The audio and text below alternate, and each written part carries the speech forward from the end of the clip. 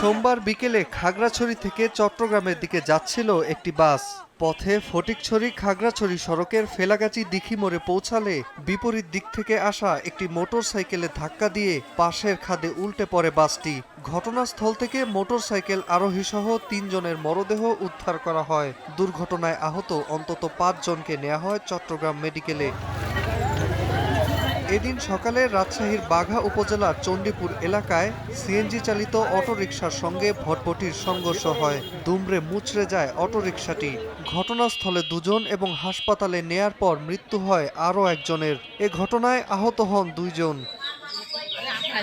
মেহেরপুরে ২টি মোটরসাইকেলের মুখোমুখি সংঘর্ষে একজন নিহত হয়েছেন।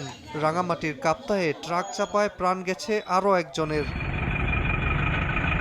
এছাড়া টাঙ্গাইলের কালিহাতীতে দুর্ঘটনার শিকার হয় বগুড়া জেলা প্রশাসনের ম্যাজিস্ট্রেটের গাড়ি। এতে আহত হন কর্মকর্তা ও তার গাড়ির চালক।